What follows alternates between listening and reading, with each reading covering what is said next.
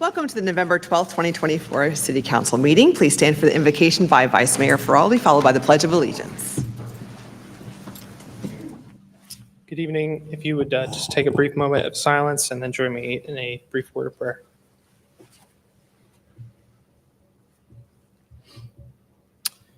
Lord, I thank you for the opportunity to gather here today and govern your people. Help us to remember that these are your people and that it is a profound honor to represent them in this capacity. Help us to work efficiently and effectively. And I pray these things in Jesus' name. Amen. Amen.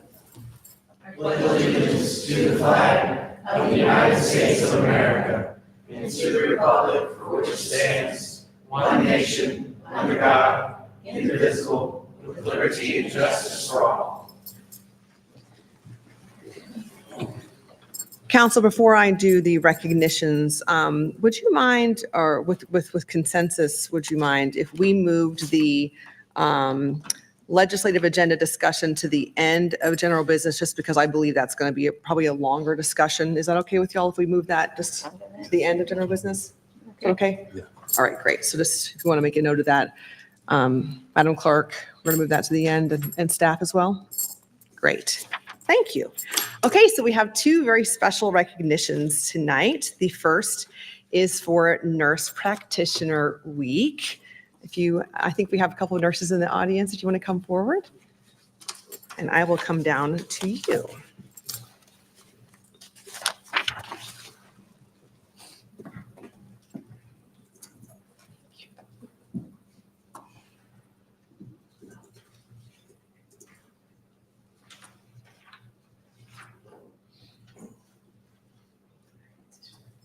Thank you for being here. Okay, so I'm going to read this to you, and then I will let you all say it. Okay. All right, here, speak over next to me. All right. Whereas nurse practitioners are advanced practice registered nurses who have master's and often doctorate degrees and extensive clinical training in the diagnosis and management of common and complex medical conditions. And whereas NPs provide high quality primary, acute, and specialty healthcare services while emphasizing health promotion, disease prevention, health education, and counseling, partnering with patients to improve their health. And whereas NPs work to expand healthcare access in communities across our state, promote health equity in care, and improve health outcomes for all. And whereas psychiatric mental health NPs support the increasing demand for mental health and substance abuse services by diagnosing and educating patients, prescribing medications, and managing treatment plans. And whereas there are more than 385,000 licensed nurse practitioners in the United States and more than 17,500 licensed nurse practitioners in Virginia. And whereas more than 3,600 NPs in Virginia are practicing with autonomous licenses, thereby increasing access to patient care in the Commonwealth. And whereas better utilization of nurse practitioners through modernized state laws and improved policies creates better health through a more accessible, efficient, cost-effective, and higher quality healthcare system. Now, therefore, I, Stephanie T. Reed, Mayor of the City of Lynchburg, do hereby proclaim the week of November 10th through 16th, 2024 as Nurse Practitioner Week in recognition of the countless contributions nurse practitioners have made over the past half century and will continue to make to the health and well-being of the citizens of our city. Thank you so much.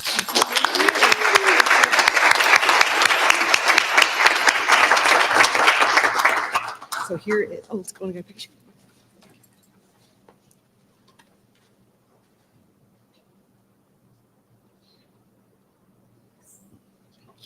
I'll give this to you, and then you go ahead and before you a moment to say something. Go ahead. Hi, I'm Liz Melker. I am the president of the Virginia Council of Nurse Practitioners Lynchburg chapter, and I just want to thank you for having us and thank you for this.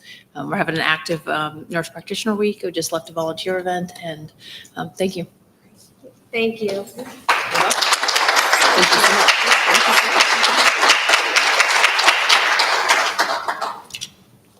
Okay, so next we have GIS Day Proclamation.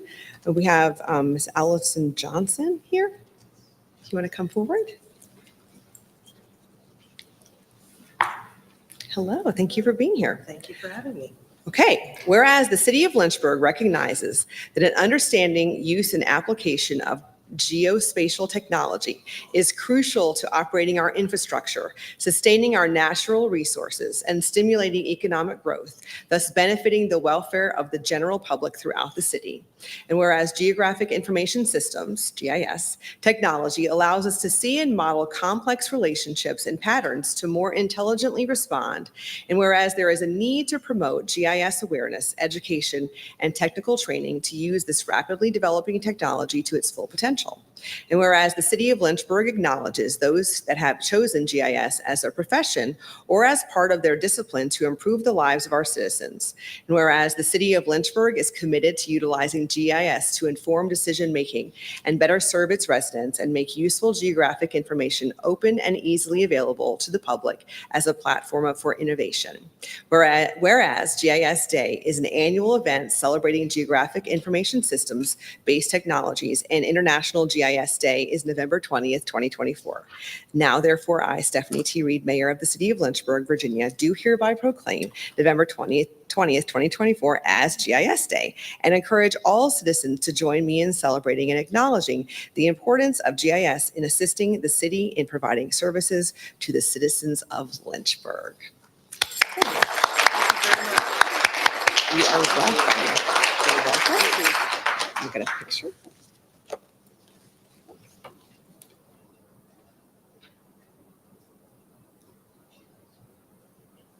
Thank you. Did you want to say anything? Just briefly, if Go I ahead. may. Sure. I just wanted to, Madam Mayor and Mr. Vice Mayor, members of council and city leadership, I just wanted to thank you all for your support of the GIS team on behalf of the GIS team for helping us to provide the services that we were able to provide using GIS. So thank you.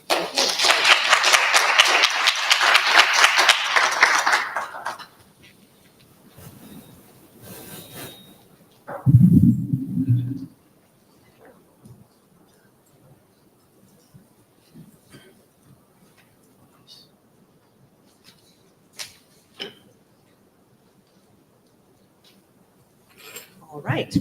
Tonight's city council agenda is divided into three sections: consent agenda, public comment, and general business. The first section is the consent agenda. This section includes routine items, and all items may be approved by one vote.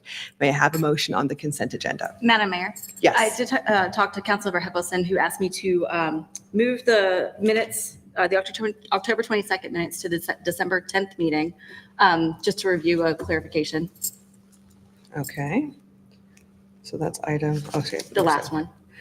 So this would be consent agenda for items 3, 4, 5, and 6. Okay, so do I have a motion on the consent agenda for items 3 through 6? So moved. Second. Okay, can we go ahead and vote? All right, initiating the vote now.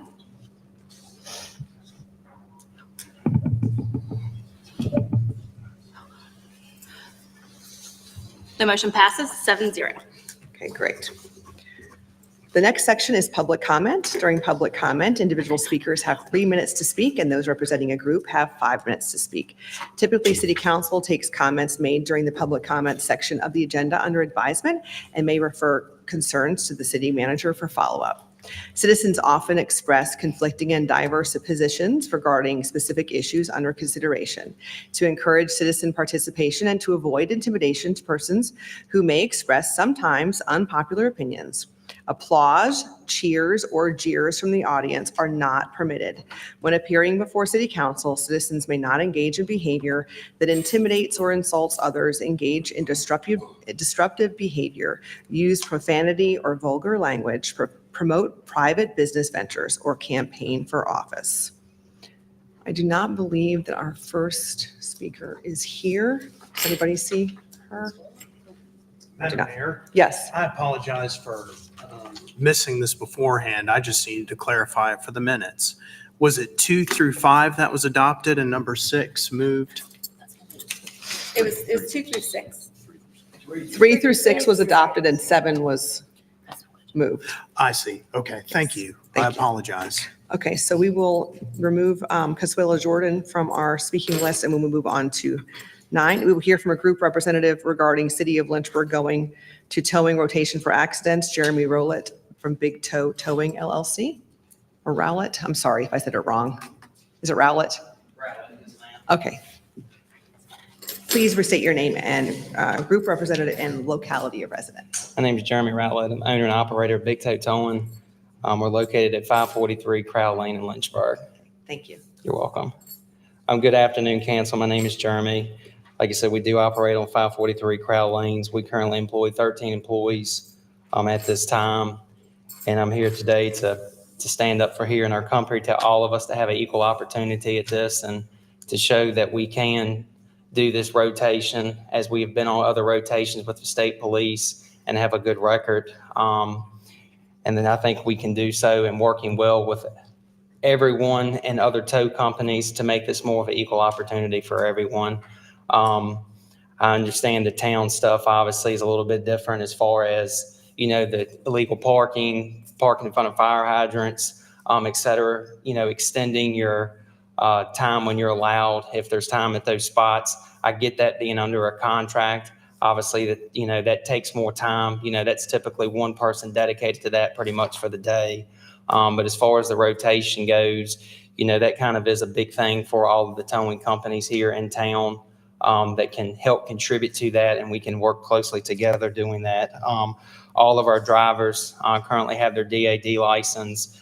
We also have a TIMS. All of them have their TIMS card, which is going to classes, sitting down for a 4-hour class with EMTs, rescue squad, all of them, fire rescue, just as far as all of us working together and understanding getting on scene of an accident, what all it does entail.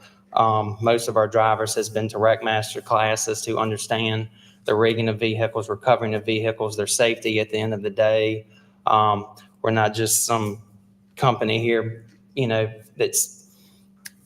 we got one truck. So we're here to make a difference for the town and to show what we're about. There was one thing discussed at a couple of meetings ago that it was a big deal of everybody being confined to, one company having it. I get where he's coming from, but as long as we've been on the VSP, Virginia State Police rotations, I've never had an issue with anybody being able to find their vehicles. It's one extra sentence typed in the dispatcher when the dispatcher, gives us the call or whoever else the call. It's one extra sentence saying that, the vehicle's located here. This is their phone number, give them a call. We've never had issues with that. As far as those issues go, our ETAs, I can promise you will be within tolerance, as we have plenty of employees that live close by. And like I said, we're here for an opportunity, and not only me, but there are other brothers in the towing industry to show that we can do what everyone else can do in this industry. And thank you for your time. Thank you so much. We'll now hear from a citizen regarding misogyny by members of City Council. Susan Stengel. Please restate your name and locality of residence. Thank you, Madam Mayor, Vice Mayor, and City Council. My name is Susan Stengel. I reside in Lynchburg, Ward 3 at 405 Cornerstone Street. Thank you. During my time observing this dysfunctional body, I've seen and heard misogynistic behavior by City Council members. What is misogyny? The textbook definition of misogyny is prejudice, hatred, contempt towards women and girls, and the word comes from the Greek word misogynia, which means woman hater. Misogyny is present in the United States and here in Lynchburg. It should not be tolerated in the workplace, including the work done by this City Council. What does misogyny look like as exhibited by this City Council and a recently elected City Council member? The most obvious is the belittling of women. I've seen that directed at Mayor Reed and Councilwoman Mary Jane Dolan, including when she was our mayor. Misogyny includes trying to control women's behavior. It includes objectifying women, which I've seen from council members outside this building. Let me mention other examples that I've observed. One of them is this flyer, distributed by a new councilperson-elect, and in conjunction with others, While Mary Jane Dolan was our mayor, it was held up in front of her house and distributed. Misogyny includes trying to control women's behavior. It includes among other things, it says, make her listen. In the last 2 years, numerous insulting emails referring to Ms. Dolan have been circulated by these councilmen. Intimidating or humiliating behavior to undermine a woman is misogynistic. In meeting after meeting since winning the mayorship, Stephanie Reed has been talked down to publicly during city council meetings I've attended. To quote her, "These two men who are clearly bullies are determined to get their way no matter what cost. This is about control and power. They don't like women they can't control. They certainly didn't expect a strong woman." End quote. Misogyny, put another way, is an attempt to maintain patriarchal societal roles and often manifests itself in harassment, coercion, sexual harassment, and/or violence against women. The men I have referred to should lead boys and men of this city by example, not by the type of behavior I've seen them exhibit. It is dangerous not only to Stephanie Reed and Mary Jane Dolan, it endangers the lives of women and girls who live in this community and those who go to college here. Continued behavior like this Thank by you, ma'am. councilmen in office now who attend Ma'am, and who will be in office in January Ma'am, your must time not is be up. tolerated. Thank you. Thank you. Thank you. We'll now hear from a citizen regarding moving forward in Lynchburg. Michael Bremer, please restate your name and locality of residence.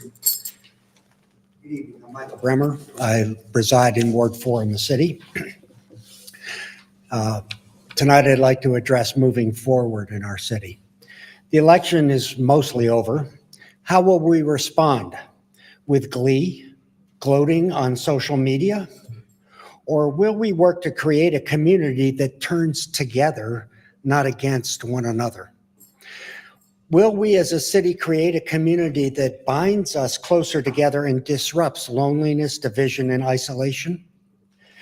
Will you and the future council work to build a more universal political reality? Will you start imagining a future in our community where nobody is left out and facilitate gatherings for all people so they can deepen their ties to one another and our city? We want representatives who govern in the open, finding solutions to real problems, local problems, and creating and realizing the vision for the future of Lynchburg as a vibrant, engaging community. Let's discuss zoning that matches the comprehensive plan and encourages realistic, affordable housing development and investment opportunities. Let's engage owners of vacant commercial properties and create new uses for those properties as tax contributing entities. Let's protect our water source and the quality of the James River here and downstream. Let's prioritize revenue to fund the construction of industrial lands and the revitalization of infill lots.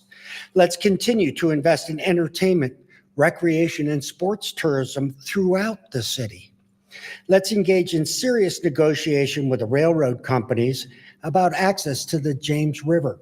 Let's work with AEP to reduce outages and build resilience. Let's fund capital projects like industrial site preparation and school building improvements.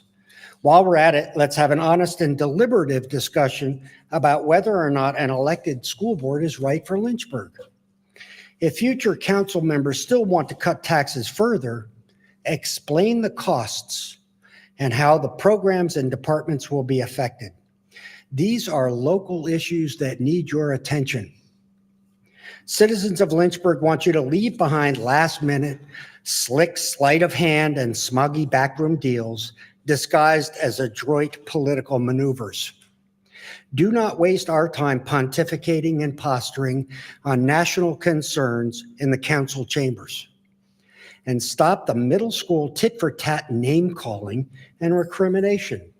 Our city needs our council to grow up and behave like adult leaders. Let's leave petty clatter behind and get on with the business of governing. Thank you. Thank you.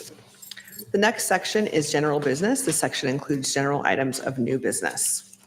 And remember, we're moving the legislative agenda to the back, the last item. So we will be moving to item number 13, consideration of adopting a resolution establishing the Lifelong Learning Committee of the City of Lynchburg, Virginia. This item was presented to council during our business item briefings on September 10th, 2024. May I have a motion? Vice Mayor? So moved. Do I have a second? Do I have a second? I'll second it. Go ahead. Thank you, Madam Mayor. So this resolution before us is derived from essentially a single premise that during the school board appointments of this year, the consistent theme we heard from all the applicants we interviewed was that communication was lacking with the school board up the street, that solutions were not being found, and that parents felt like they were the ping pong ball stuck in the middle. Even though council and the school board have found solutions to address some of those concerns and are currently working to deliver long-standing solutions, especially considering school closures or keeping them open and what have you.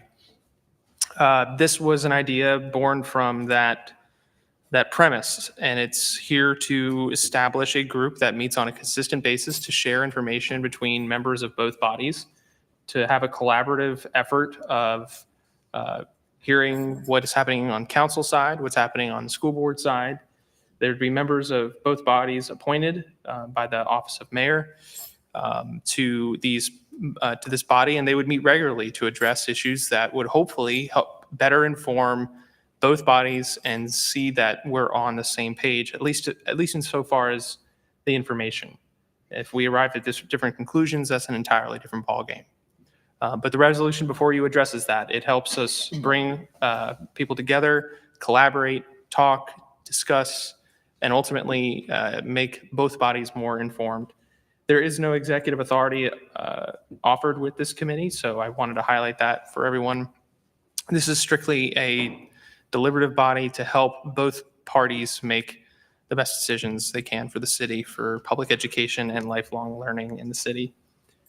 If you have any questions, I did take, I'll humbly submit, lead on this. So if I can answer any questions to it, I'd be happy to, but I'm sure staff can also articulate the various points of the resolution and the memos that have passed out on it. So with that, again, I do renew my motion. So I support this. The vice mayor and I meet with the school board every month, every few months, every couple months, the leadership.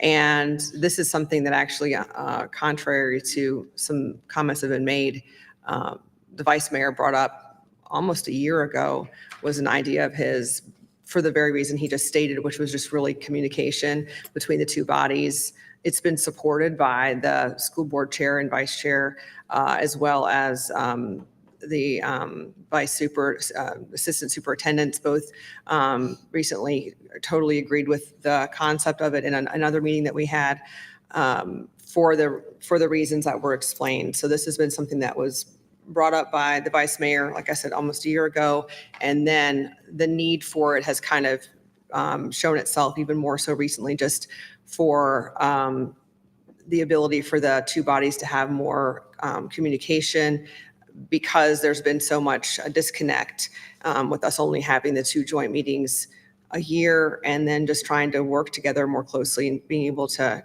just keep each other in tune with what we're working on, and having communications so we have a better relationship. So really that's the goal, and I think it's a good idea. And like I said, it was very well received from the school board leadership when it was originally discussed, and then recently supported by the assistant superintendent. So I think its concept is good and the support is there. And I think that the parents seem to want, as they have said in meetings for the last 2 years, that there seems to be no communication between the two bodies, and they seem to want to see more of that. So I think that this gives us an opportunity for that if we're listening. So that's why I support it.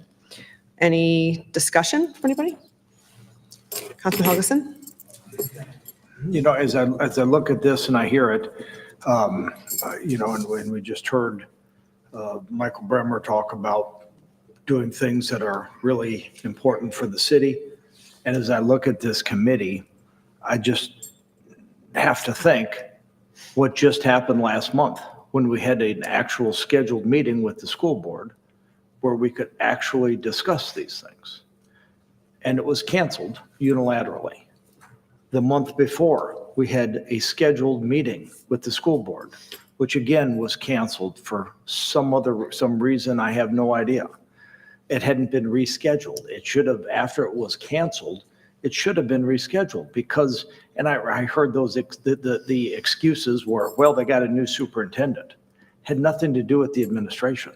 It had everything to do with the two bodies that this new committee purports to show.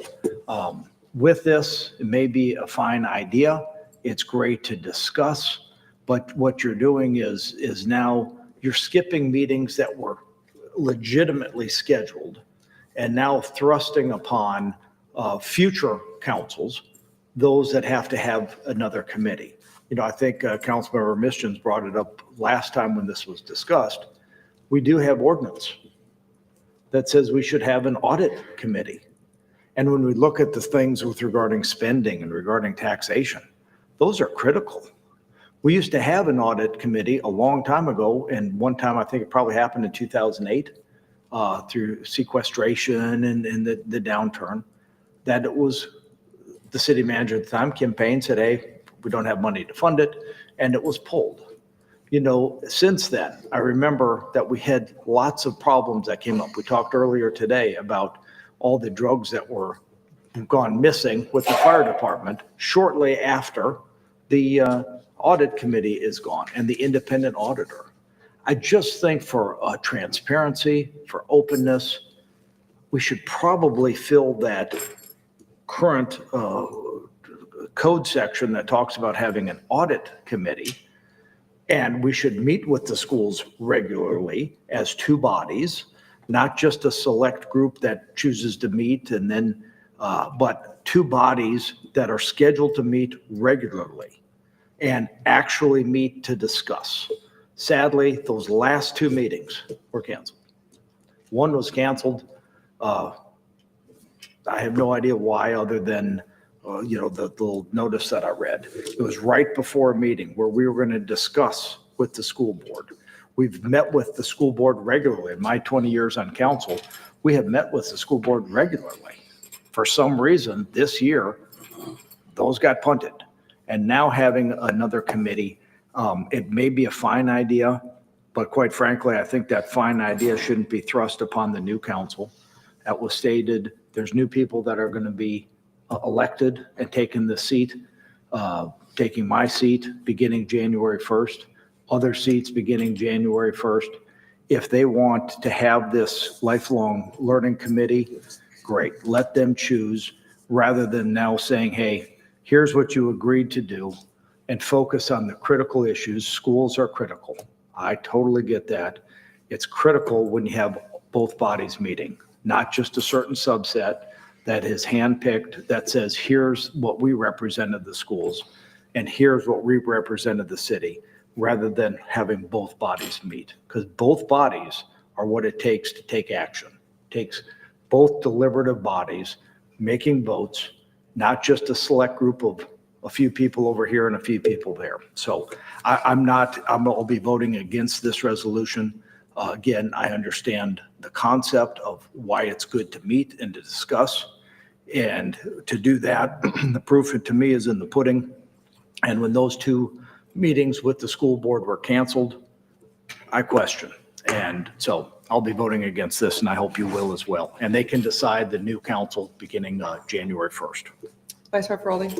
Just want to disclose this, and it's at the risk of violating personal communication, but since it keeps coming up, the last one was canceled because Dr. Gupta was in the hospital.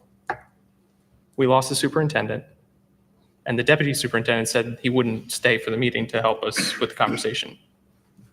If the school board chair is literally sick and can't go, we don't have the superintendent, and the deputy superintendent wouldn't be able to be there to present on the 49-page, very long presentation about the plethora of maintenance needs that the school division is claiming. I think it's important to have the folks who were actually the ones presenting those matters. Secondly, this would actually be more transparent than anything we've ever done because it would be comprised of 3 members of council and 3 members of the school board. It'd be entirely open to the public. Minutes would have to be taken, and the parents can witness full speed ahead everything they want to know about what either body is thinking. And so they would be meeting more than twice a year. They'd be meeting monthly. And the concept is that they'd be taking information back to both bodies. So it's more transparent. That's why the meeting was canceled, and no votes would be taken. This is strictly advisory for both bodies. Councilwoman Dolan? Vice Mayor said much of what I was going to say, but I just want to add to this. This is not unlike what we've been doing anyway with the mayor, vice mayor, city leadership. We're just adding 2 more people to the mix. And I just think it's really important that we as a council, a future council, establish a much better relationship with the school board. And I think it can be done through this kind of a agenda. But I also think that in the future, you might consider adding some parents to this. So that would be mine, but I will support this very definitely. Councilman Mischins? Couple things. One is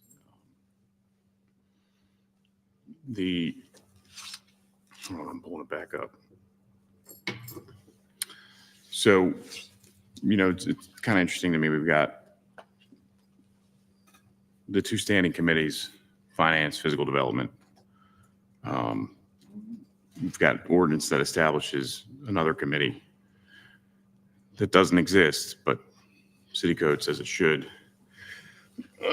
And now we're looking at a resolution to establish a committee and also set the times and dates of the meetings, which that is something that's typically done in our rules of procedure, I believe, not this way. So it's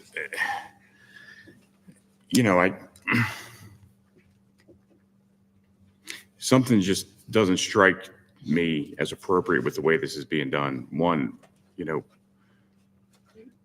we should be doing things consistently, right? If our rules of procedure are what is, establishing certain things, we should use that to establish those. If our charter and our code of ordinances are being used to establish things, we should do that in the same manner and not jump to a resolution to get this done. That's just a couple things that I wanted to point out here. And, one question that I do have is, do we know if we got buy-in from the interim superintendent on this? I understand we may have gotten buy-in from deputy superintendent, but the deputy superintendent is not the chief executive of our school division. That would be the interim superintendent. So I am curious to know, did we get buy-in from Dr. Copeland on this? Do we know?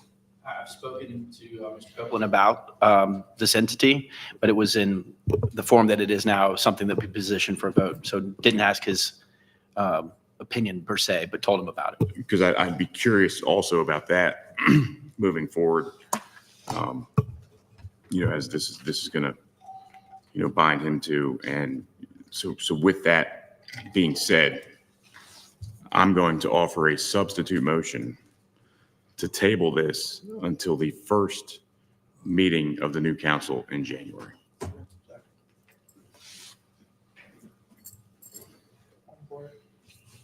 Yes? My board would simply be that and I do intend to be helpful, it should be the second meeting in January. This first meeting, there's only one thing on the agenda, and that's selection of leadership. So I do intend that to just be helpful. Fair enough. So it sounds like it's a clarification that the tabling, if it was to happen, would be to the first regular meeting of the city council in January. Correct. Yeah, because I think that the organizational meeting will be a specially called meeting when that happens. Right. And that would also give us time to iron out some of these details, like I mentioned, if this is the appropriate way to do this, or if there's another way that we should be doing this. Dr. Wilder? I do support the first motion. Again, I thought the superintendent and the city manager, the mayor and the vice mayor, I thought they would continue to meet monthly. I didn't know they hadn't been meeting monthly. When I was on the school board, they met monthly. It's kind of, as Mary Jane said, Dolan said, it's a continuation of what they had been doing or should have been doing. I think we do need to have more communication, to get rid of any challenges, any mishap that may happen, any surprises. Those things could kind of come up during those meetings, so we can all be on the same page. And I do like the idea of having one or two parents on that committee meeting, just get more of the buy-in, so the parents can have an interest in that meeting as well. Thank you. Vice Mayor Boldy? Okay, when did either our clerk or our city attorney, when did this first come up for presentation? Do we have that in our packet? Point of order, we've got a motion and a second right now, a substitute motion and a second on the floor. Madam Mayor, point of order. Council Hudson? Just, as Councilmember Wilder said, I agree that, and Councilmember Dolan said, there's some ways that you can improve this committee. Great. If you think you've got ways you can improve the committee, hopefully you'll vote for the tabling until the first of the year, and that first regularly scheduled meeting in January, where then the new folks can actually decide. You can actually say, we want some parents on this committee. We want the number. They can decide on when they actually meet. As Councilmember Mischin stated, normally the Physical Development Committee and the Finance Committee are stated in the rules of procedure. With that, the committee themselves actually decide if they want to move it. Like, for example, the Finance Committee used to always meet at 11:30. It's just changed recently to now being at 3. PDC historically has been at 8:30, I believe, and that changed to a different Tuesday. So at 3 o'clock. Yes. Tuesday. But a different Tuesday than the Finance Committee. Yep. And so with this now, it's kind of prospectively saying, hey, here's what's going to happen. And so I just think it would be prudent to again, it's not, you're not going to put it together until then anyway. So until the first of the year. So why don't you at least have that ability for the new council to decide? So tabling at that time can only make it improve, because you could add a few parents on there who you want to appoint. You could then actually figure out the times that work best. I don't think it's going to hurt anything, because I don't believe this committee, I may be wrong, but I don't think this committee, if it was just formed today, are going to meet around Thanksgiving time. I don't think they're going to be meeting and calling a special meeting to be around Christmas time. So it wouldn't be until the first of the year anyway. So I see no problem with holding it, and hopefully you'll vote to table it. I think that's a good motion. Vice Mayor? Ms. Jennings, when did you make this presentation first to us? Do you remember? September 10th? No, I don't, it's fine. Thank you. I'm okay. Thank you. So we've had since September 10th, which by my calculation is about 62 days ago. So we've had plenty of time to offer amendments, tweaks, changes. We've reviewed this, I think, on 3 separate work sessions and 1 other 7 o'clock meeting. And it's only after the election that we hear they want to table it to the new council. So I find that interesting. Thank you for that clarification. This first came up months ago. That's number 1. It was addressed that we don't have grounds to add this by resolution. I would point to our rules of procedure, section 7-2, which says the roles and operating, sorry, not 7.2, forgive me, 8.5, council may adopt its own special rules of procedure to cover any situations that are not adequately addressed.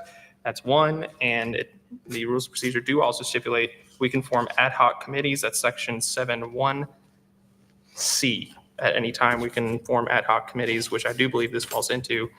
Finally, Mr. Friedman, is there a delayed enactment on this? Does it not go into effect until January 1st anyway? No, but council, it goes into effect upon its adoption. Okay. But the reason those dates are in there is really to give the committee a starting point. So if council was to adopt it, you don't want to have the committee or you all have to address the same issue again after you've adopted it. So certainly every year, and this is how it's worded, you all could change the meeting times of the committee. There's nothing in here that binds you all from changing it in the future should you all need to change it in the future. And I do think doing it through this mechanism would be consistent with the rules of procedure as it relates to the committees. You all at a later point could also add this committee to the rules of procedure if you so chose. Thank you. It was my intent that this would commence with the new council. I wanted to make that clear. I think I said that at a couple of our different meetings. So it is my intent to vote against the substitute motion and then request that it go into effect January, I'll say 1st, but whatever day would be after the first meeting to make sure that the new mayor, whoever it would be, would have that authority to appoint these individuals. So I'll be voting against the substitute motion and then doing that. Thank you. Councilman Dolan? Thank you, but I just decided my comments were counterproductive, so I'm not going to say that. Councilman Shins? Point out, because the vice mayor said that this didn't come up until after the election, but I just pulled the metadata. I downloaded the file, the PDF file, pulled the metadata up on the file. I'm looking at it right here. And I appreciate the work you've done on this, Mr. Friedman. It lists you as the author, so we know our city attorney is the author of this. But it was actually authored, the final version was authored on 11/5, which was election day.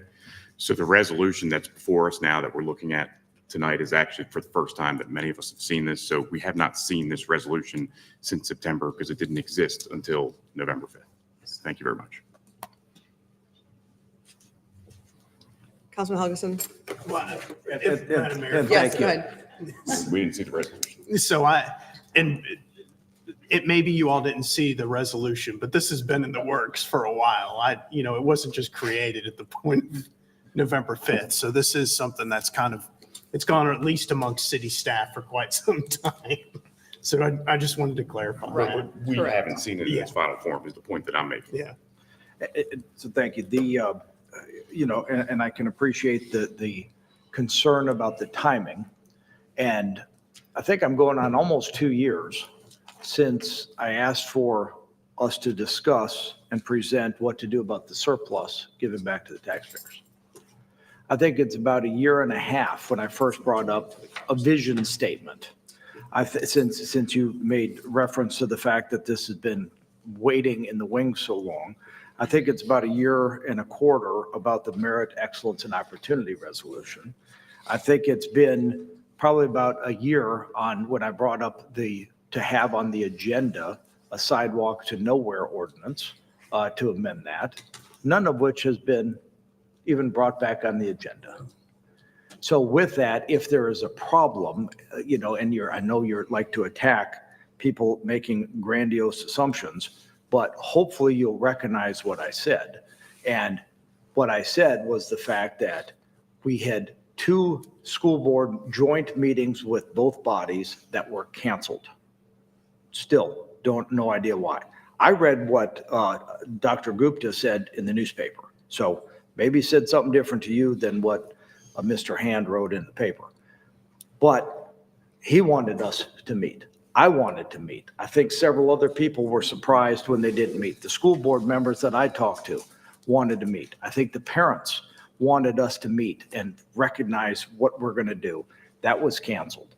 With that being the case, I still think this could be a good possibility going forward. Great. But that means the new council, thus the tabling until you have the new council deciding when they're going to meet. Do they want this committee, or would they rather do by what we have already by ordinance is an audit committee? Would that take preference of time before this extra committee? That's all that is there. And so I think it would still be prudent to table this and let the new council, because Mary Jane and I can vote on 38 other committees to establish for the next council. Wouldn't that be nice of us, Mary Jane? Let them all say, hey, you're going to have 38 meetings every week because this committee, that committee, this committee, or let them decide. It's the new council. So that's all. Thank you. All right, let's vote on the substitute motion, please. which would be to move this to the first meeting in January. Initiating the vote now.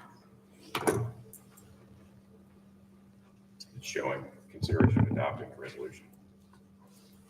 It's the substitute motion on my side. So so voting yes is to vote to table, is that correct? Yes. Voting, yeah, if you vote yes, you're voting to table it.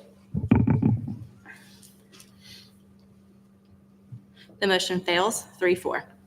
Okay, let's go back to the original motion, which is to consider adopting the resolution establishing, Vice Mayor? You had seconded my motion. I'm comfortable with it being an amendment, with it being a motion to adopt with an effective date. Do we know when the first meeting would be in January? The 14th. So we would want this to be effective January 15, 2025. If you made it effective for the 14th, the mayor that day could appoint We'll do that. who would be on the Move committee. for approval with effective date of January 14th, Okay, I second 2025. I second that. Okay, let's vote on that. All right, initiating that vote.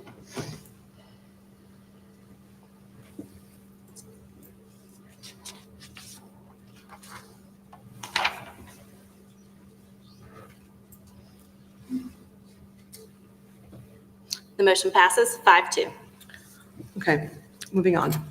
Consideration of adopting a resolution approving either option A, option B, or option C related to the city's towing and vehicle recovery services contract. This item was tabled at our October 8th, 2024 meeting. May I have a motion?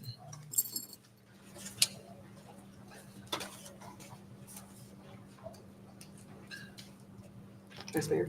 Move option A. Okay, I have a motion for option A. Do I have a second? Second.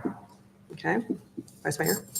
Madam Mayor, we've had extensive conversations on this, and I've personally investigated, dug into it, had plenty of conversations with city staff and even some with the stakeholders in the industry. And I can tell you the information I've uncovered and been able to just share with my colleagues and also hear from staff. I can tell you that I have full faith and confidence that in the process that we've had, and that option A is the right direction for the city, and that any other direction from that would be detrimental to the integrity of the process we put out and to the safety that we're looking to ensure through this contract. So I again renew my motion for option A. Okay, Dr. Wilder? Yes, it went through the original procurement process, and I just trust the original procurement process. Thank you. Okay, any other discussion or comments on option A? Council missions?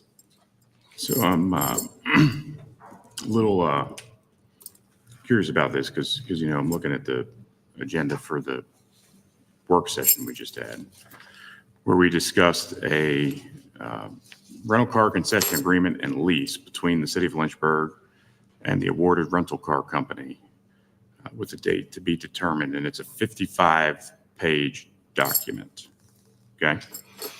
And now we're getting ready to vote on a contract, but there's no contract in the packet.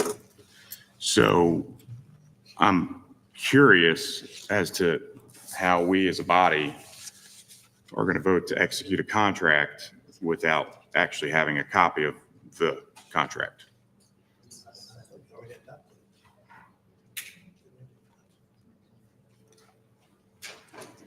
I've given up interpreting what he says. Typically in a process like this, council will, we've developed the RFP, we've received responses. The Towing Advisory Board has made its recommendation. It's at this point that we come back to council and make a recommendation to award the contract to a specific respondent. We then develop the full contract rather than do it in the opposite direction. That's been the process. What's the, and I think that I can't remember who briefed us on it, but there's something peculiar about this where the state law allows the governing body to enter into a contract for towing services. Is that right? Do we have that code section available that we can look up?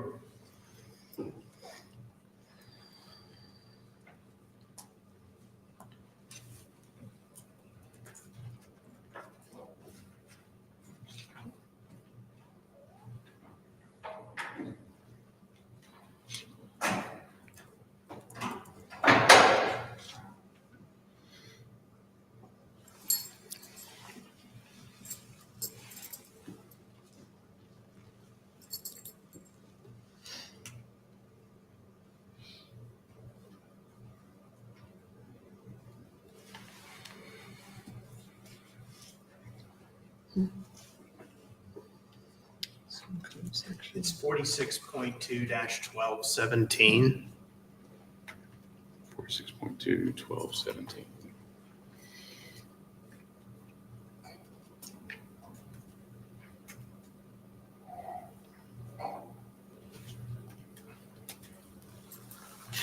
And for what it may be worth for city council's edification, it's my understanding, the way the statute is worded is that, the local governing body would enter into the contract. The city's practice has been for the locality as an entity to be the one entering into the contracts, which, as I understand it, is the best way to handle it.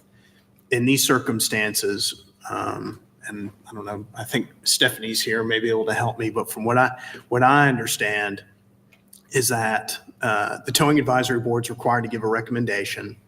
Council considers that recommendation and then approves the award of the contract to the city entity, which would be through the city manager and through the procurement office issuing a notice of award. So typically, council wouldn't necessarily enter into the contract itself like this word states. And I think really that's probably the best practice, is to have the entity do it, but the governing body to do the approval of the award.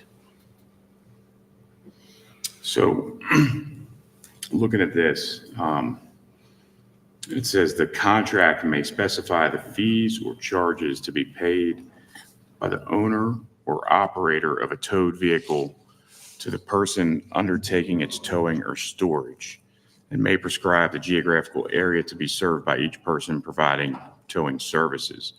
So that's a very specific statement right here at the beginning of this code section.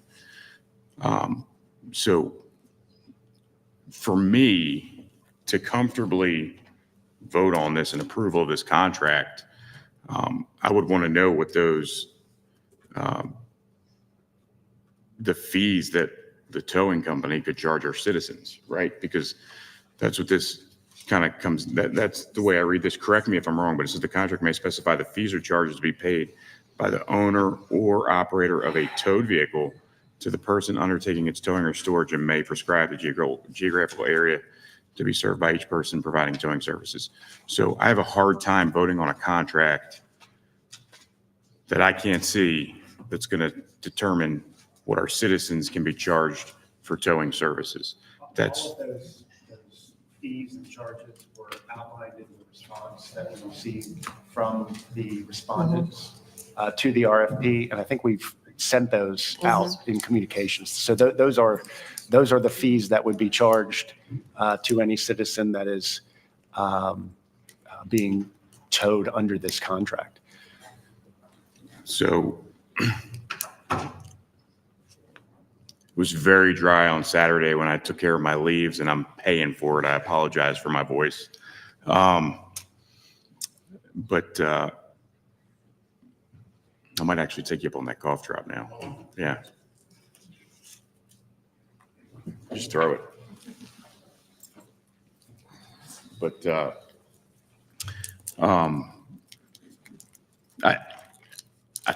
like to see the contract. It's hard for me to vote on this without actually seeing the contract, because the RFP is not the contract. I understand that the RFP kind of determines what the contract's going to be, but is the contract in the responses? It's part of the decision from the advisory board. A piece of that is the Right, but and part of the development of the contract is your recommendation on how we're gonna move forward. Yeah. So, I mean, that's part of the term of the contract, so that's why you don't have one, because we haven't resolved how we're gonna move forward. Okay. Hold on, let me look at this agenda item real quick. So in essence, the council would approve the recommendation of the award that the towing advisory board made. Once we know the direction from council, we can draft the contract. It includes all the information that was included in the response to the RFP by the company that was ultimately going to be awarded the contract. So is that Exhibit A or Exhibit B? Which one are you on the agenda?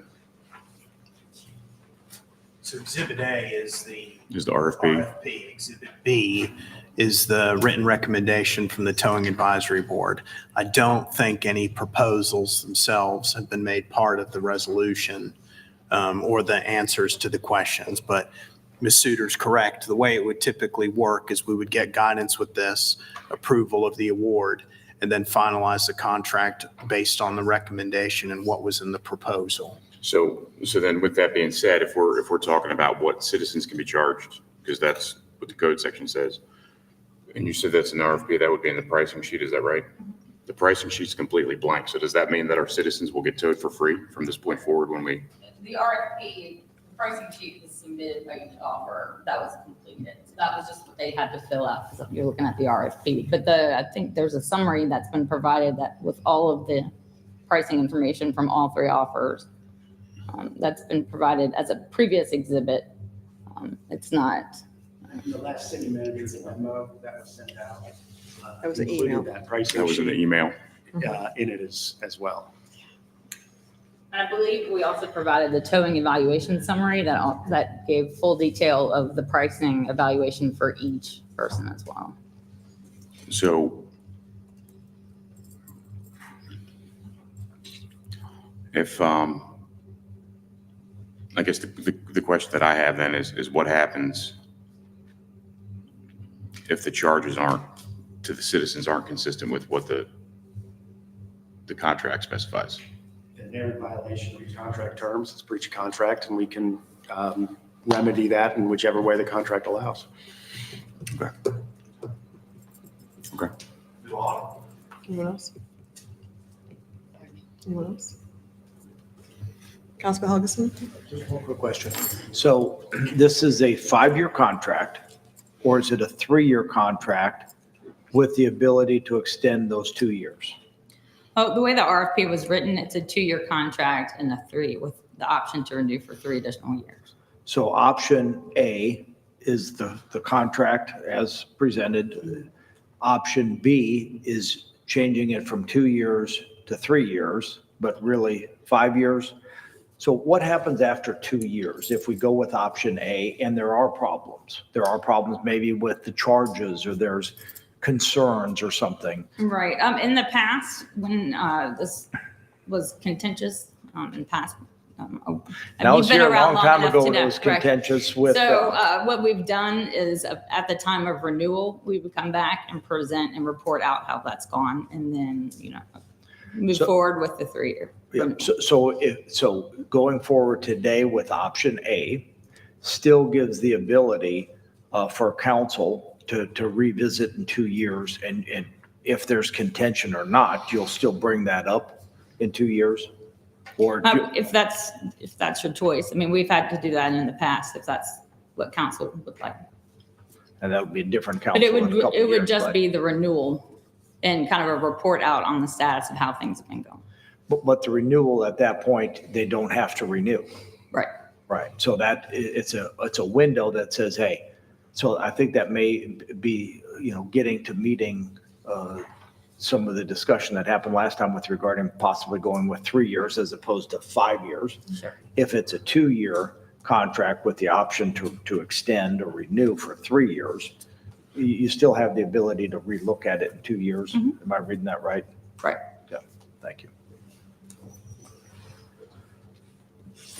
Okay, well, let's go ahead and vote. Initiating the vote for option A.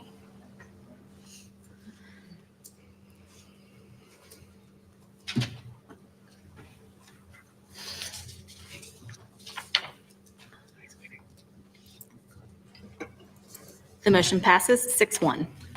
Okay. Moving on to consideration of introducing a resolution amending the fiscal year 2025 general fund budget and appropriating $2,153,628 to provide additional funding for site acquisition and renovation costs for the Horizon Crisis Receiving Center, CRC. This item was presented to council during our business item briefings earlier this evening. May I have a motion? Vice Mayor, yes? So moved. Okay, do I have a second? Second. Okay. Vice Mayor? Thank you, Madam Mayor. This was presented to council this afternoon. Some time ago, we did appropriate or adopt a resolution that allowed up to $4.1 million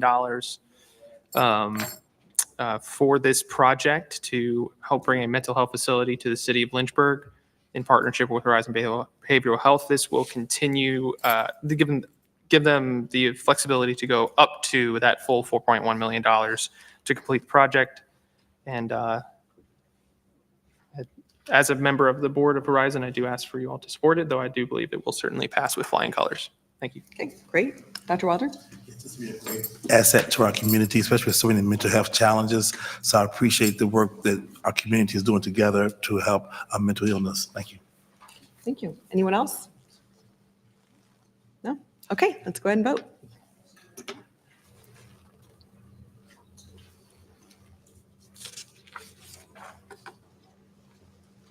The motion passes 7-0. Okay. All right, second reading, consideration of adopting ordinance 024078, approving the fiscal year 2025 first quarter adjustments. This is the second reading. May I have a motion? Vice Mayor? Okay. Vice Mayor?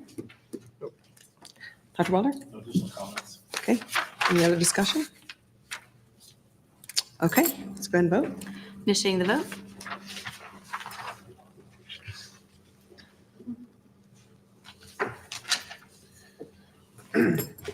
The motion passes 7-0.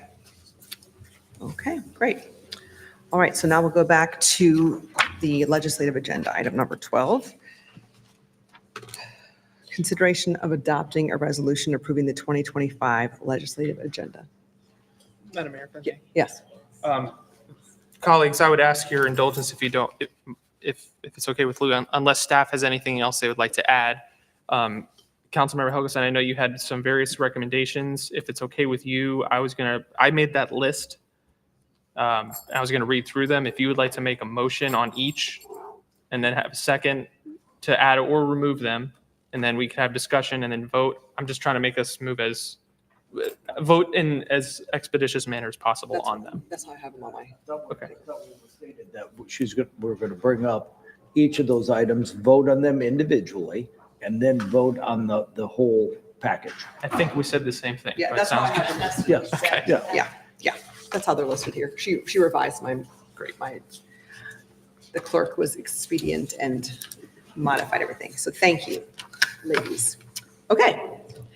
So what will, yes. Madam Mayor, Vice Mayor, members of City Council.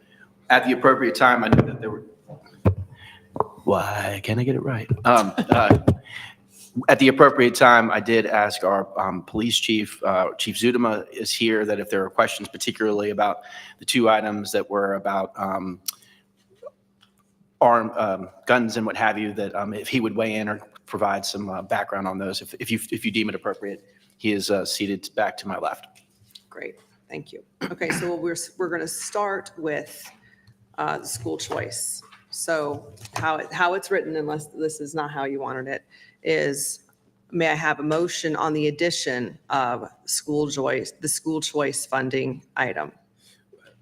Is this how? Second. Yeah. Hold on, folks.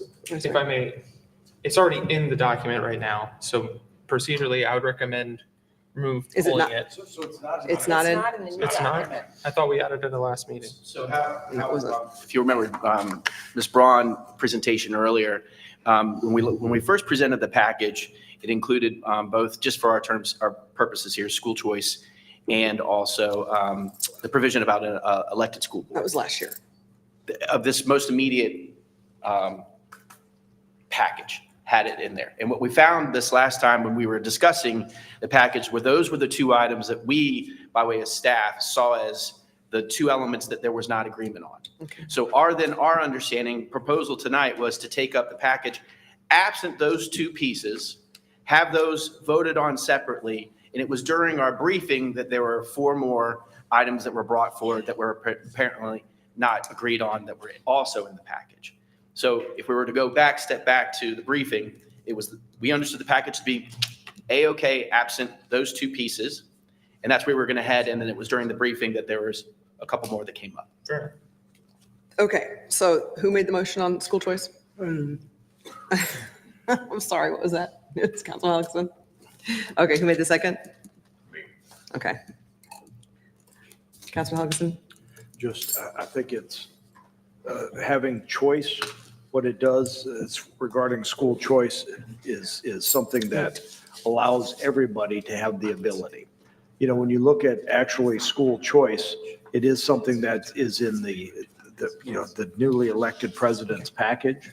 I think the General Assembly and Governor Youngkin and Winsome Sears all are in favor of school choice. Locally, I've been in favor of school choice, especially when we've watched our school system where we have 12,500 school-age kids in Lynchburg, but 7,400 pick Lynchburg City Schools. Having the ability for parents to pick what school they want for their child and utilize those resources that would normally go to the public school to go to a school of their choice. That makes sense. Makes sense for parents. You know, not having school choice really disaffects those that are a lot poorer families because they don't have the ability to pick because they don't have the financial resources. School choice allows for families to say, this is the education I want best for my child. I think that is really critical, especially when some of the things that we have coming up later are literacy, where lots of our kids aren't learning to read. We've also looked at our local Lynchburg City school system, where lots of our schools aren't accredited.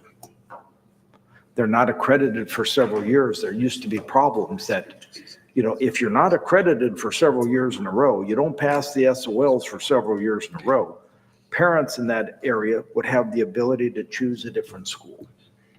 School choice is a fantastic option. I know regardless of what we put on our legislative agenda or not, I do believe our local delegation is going to be champions for school choice, and I'm thankful that they will, and I hope you support it. Okay. Councilman Mischins? I just think, you know, you look at what's happening when you've got parents that are making a choice to spend money, their hard-earned money, to send their kids to another school, right? And at the same time, they're not getting any break for that. They're not getting any tax write-off for that. They're not getting anything for that.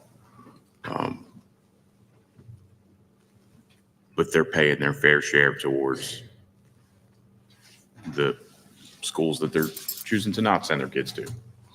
I just think it's the right thing, you know, when we're going to honor parents and their rights over the upbringing of their children, to do everything we can do to try to get those tax dollars to follow that child to the school that works for the parents, for the family, for the student. And sometimes it's not about religion even. I know somebody that's a close friend of mine who has a special needs child that they had to pull out of city schools and put him into a very expensive local private school just to address that. And it was necessary. And their child's absolutely flourishing there, right? But it's expensive. It's expensive. And anything that we can do to be able to help out these parents and do what we can do to try to fight to make sure that those tax dollars follow the children to the school of the parents' choice, it's the right thing to do.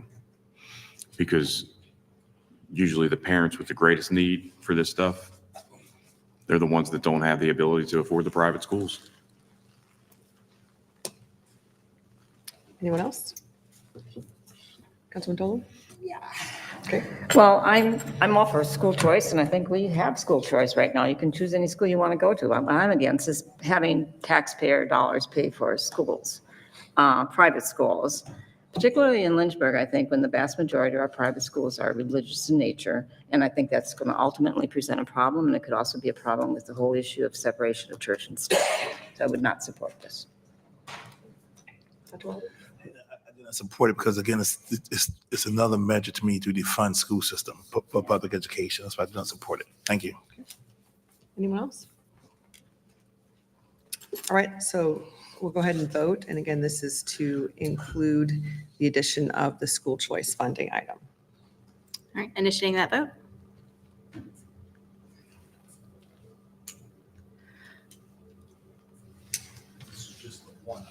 Correct, just the one item. Motion passes 5-2. All right, so next we'll go to, the next item is elected school board. And just in the interest of time, if we could try to keep these discussions around 5 or 6 minutes, if possible. May I have a motion on the addition of the support of the elected school board item? Okay, do I have a second? Second. Okay, Vice Mayor? Nothing, Council Taylor? No discussion. Okay, any further discussion on this? Anybody? Dr. Wilder? I think we have enough elections. We don't need any more. Thank you. Anyone else? Council Helgeson? As I mentioned last time, I went over a long litany of why I don't think it's good to have an elected school board. I know we have a different group of folks here today, but in the interest of time, there was lots of the reasons, one of which is the fact of, one, it is going to be a lot more divisive on the school board issue when they don't have taxing authority and they're really trying to look at the interest of all the students. And it'll be a whole lot more divisive from a campaign without taxing authority. It's also the difficulty of our school board where they're 3-year terms. The 3 districts are separate than the wards. It just makes it a lot of difficulty. So I'll be voting. So the motion was to add school choice, and I will be voting against this. Add school, Elected school board, excuse me. Yes, sorry. I don't know why I'm yawning. It's only 8 o'clock. Council Missions? Excuse me. Well, You need to listen more, and then we wouldn't have to talk so much. and she may have changed her position on this, but in the rare moment that I actually agree with Mary Jane Dalton on something, that's probably something we need to take a look at. I think that we need to do everything we can do to not politicize our school system and our school division. And I think that introducing highly politicized November elections to the school board could have the opposite effect of that. So I won't be supporting this measure. I think that we're going to be able to accomplish more to get our kids learning and less on politics as long as we're doing the process we're doing, which I think has become more transparent. Vice Mayor Foldy? Yeah, nothing is more transparent than having me come to your door, soliciting your vote is about why I think I'm the best for the job, as opposed to having influence among politicians and who knows who and who can exert that influence and demand that they vote a certain way on a certain appointment. It's pretty clear cut for me. It works in the counties. We're always hearing about why the counties do things better for their public school systems.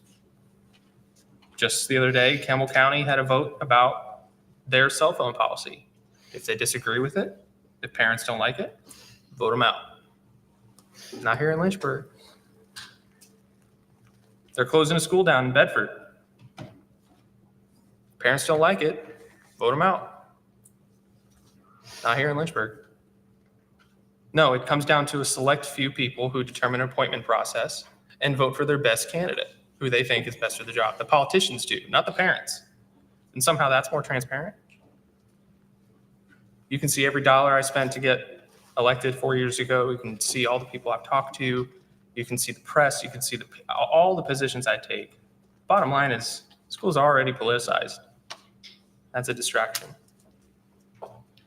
We're one of, I think, 13 or 15 localities left in the Commonwealth who actually appoint their school board members.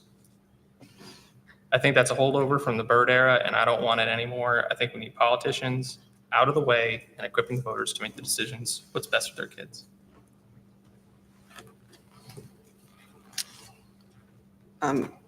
Is there something new you have to offer? Go ahead. Just real quick. Quickly. From what Chris just stated, it's actually the opposite of what I heard from the folks in the counties. A lot of the folks in the counties realize that, man, we wish we still had the same way that you did. Because having that accountability to the body that actually can vote on raising taxes or lowering taxes and spending the money, it's critical. Not having taxing authority is a very difficult thing when you're only voting on the spending side of the equation.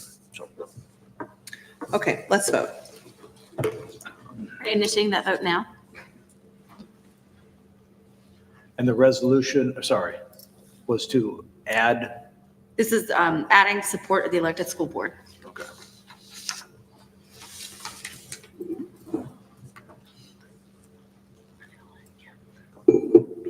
The motion fails, 3-4. Okay.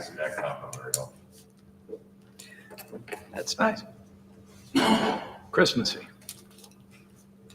All right, may I have, okay, so did we decide, the next one is about removing adjusting the word for the mental health item. Did we decide to, we did a consensus on this, so we don't need to vote on this. Decided by that right? consensus, yes. Right, so we're good. Okay, so we'll move on from this one. Excellent. All right, may I have a motion on, so this is the willfully discharging firearms in public spaces. So Chief Zuma, do you want to come forward on this one? Maybe revisit this piece of the agenda. This is to keep it in or take out? Well, this was removing, this was a motion to, on the removal of the willfully discharging firearms in public spaces. But that's also to upgrade this, just to be clear, we're upgrading what could be a negligent discharge of a firearm in a public space. From a misdemeanor to a felony. From a misdemeanor to a felony, and creating just another avenue to make more felons out of our citizens for something that may have never had any malicious intent or. This was the upgrade from a misdemeanor to a felony. Chief, you want to speak to it? Sure, Madam Mayor, Mr. Vice Mayor, members of the council. Just to clarify, the code section currently reads, if any person willfully discharges or causes to be discharged any firearm in a city street, public place of business, public gathering, and it continues on. And right now, it's a Class 6 felony. If it causes injury, it's a Class 1 misdemeanor if it doesn't. So it does have to be willfully caused. And this is proposed to you and brought forward to you because we deal with, unfortunately, situations where we have individuals shooting firearms in a city street, sometimes multiple individuals or individuals shooting multiple times. And if it doesn't hit an individual, if it doesn't hit a house, or if it's not within 1,000 feet of a school or on a school property, it's Class 1 misdemeanor. So this is another tool that would try and address some of these individuals. I would bring your attention again, we're talking about 18.2-280 in Code of Virginia. There's a section E. I don't think this was mentioned before in the previous discussion, and that section states the following. It states nothing in this statute shall preclude the Commonwealth, referring to the Commonwealth Attorney in this case, from electing to prosecute under any other applicable provision of law instead of this section. So this isn't just if you do it, you're automatically hit with this. This is something that we would confer with the Commonwealth Attorney on based on the nature of the specifics of that situation to determine if we believed it should be charged as such. And if it is, obviously, ultimately, it's Commonwealth Attorney's decision if, in this case, she would want to move forward with that. Obviously, we do everything we can to try and address violent crime in the city. And, we're talking about folks that are discharging projectiles from a firearm that can travel anywhere from 1,000 feet per second out of a small caliber handgun up to almost 3,000 feet per second out of a larger caliber rifle. That can cover a lot of distance in a pretty quick amount of time. So we're trying to do everything we can to keep our residents safe. Vice Mayor? So moved. Okay, so I just have a quick question. So, okay, so I have a second, sorry. Second. Okay, Vice Mayor, go ahead. Second to keep it in, correct? Well, that's my question, but yes, go ahead, Vice Mayor. Stephanie, I'll yield to you. Yeah, sorry. I just want to clarify that we know what the motion is on, which is because what's currently in the agenda was as it was written. Correct? which was the upgrade of the misdemeanor to the felony. Correct. The complaint from council members was they didn't like that. What's written in front of me is, or us, is, is the removal of willfully discharging firearms in public places. So I have clarification. Is that what is currently written, or is that changing what's currently written? That would be a change.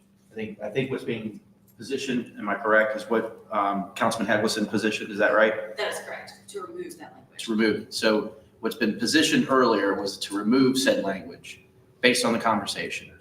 Madam Mayor, if I may clarify my motion is to deny Okay, motion to deny. removal. Deny removal. Deny taking it out. Correct. And if Councilman Wilder would Yes, second. that's the thing. My motion to keep it in, because again, give them the resource they need. Right. Sorry. Okay, got, that's why I didn't need the clarification for. So do you want to speak to your motion then? I said what I said at the work session. I'll ask it this way, Chief. And I know there's a lot of ways you can go with this, so help me. If I run someone over with my car and they unfortunately pass away, I'm responsible for that regardless of my intent.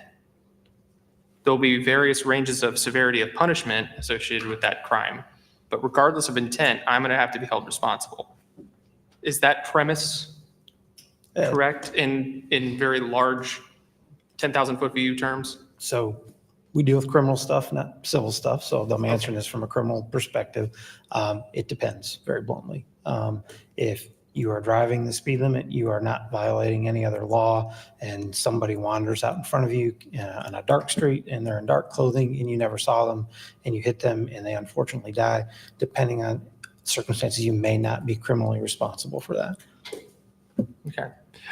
The point I'm going with, folks, is that intent with a firearm, as I understand it, and the training I had for my concealed carry permit, for my training with the NRA, with local gun shops, the only reason you're drawing that firearm is to eliminate threat. Popping off in the street doesn't count. So I'll leave it at that. Dr. Wilder? Again, just gives the police department more resources. Again, we get so many calls from hearing gunshots. We get so many calls from neighbors, especially live in the downtown area and Diamond Hill area. He's always see on a watch camera. You hear gunshots, you hear gunshots. So again, we as a community must do something to address that. So that's why I'm supporting the police department and their suggestions. Thank you. Councilman Halverson? The item that Chris just brought up just stated that if there was an intent, it's probably may not be a crime. This goes one further. This says, supposing somebody's driving down the road and they don't hit somebody, but they were speeding. Can they be charged with a felony? Because you missed the one element that's on here, whether or not somebody was injured. And so just because somebody, again, there's lots of examples, and I understand, if you want to restrict people's gun abilities, that's fine. I like our police officers to actually go after criminals that are intentionally trying to harm somebody, that actually, whether they harm them or not, that we're focusing those resources on those people. Not if somebody fires into the ground or they accidentally discharge, or there's lots of things. And I think the chief has actually clarified the language a little bit better. But again, this is something that is put in new in the legislative agenda. And normally when things are new in the legislative agenda, there should be reasons why. So when I look at this, I think that we need to focus our gun laws and utilize and enforce the ones of the criminals that are actually doing it. And hopefully if somebody is shooting and they miss, that there's still that intent. They were intending to harm that person, whether they harmed them or not. Hopefully you can still go after them, whether they harm them or not. So thank you. Councilman Mischins? So I got a question for you, Chief. I'm going to read your joint statement with the fire chief. On January 14th, 2016, there was an incident that occurred at Lynchburg Fire Station 7, where a fire department employee accidentally discharged a firearm inside the building. There was a non-life-threatening injury to the same employee and no other injuries were reported. Lynchburg Fire Department immediately contacted the Lynchburg Police Department to investigate this incident. LPD officers and detectives responded and conducted a criminal investigation based on this report. At the conclusion of the investigation, LPD provided then Lynchburg Commonwealth's attorney, Michael Doucette, with their investigative findings. Mr. Doucette reviewed this information and ultimately determined that criminal charges against the involved employee were not warranted.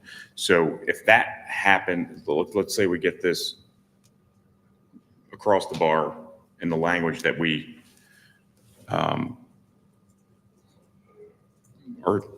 supporting passes and as added to legislation. In that situation, then, you could be looking at potentially prosecuting that employee for a felony, potentially, right? I don't think so. I think it goes back to the word willfully. Okay. I think that's the crux of this language that's already in the code section.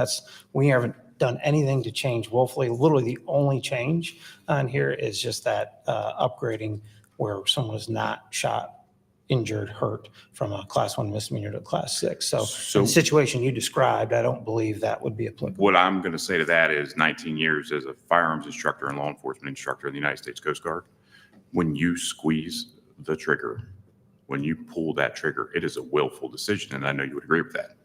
Well, willfully in terms of how the law views it and how common sense views it are often very different things, right? But depending, and you have common sense, and I appreciate that. But we're talking about a law that's going to impact the entire Commonwealth of Virginia. And if we give that law and that power and that authority to somebody who doesn't have common sense, that's what changes things. And I'm not about to support legislation that's going to give us opportunity to make more felons in society, because you know what? Sometimes people are very unwise and there are negligent discharges. It happens. Never happened on any of my ranges, but I've seen it happen, right? And, it was never a career ender. It was never it was paused careers at times. But, I just don't want to see when there's no consequence, nobody gets injured.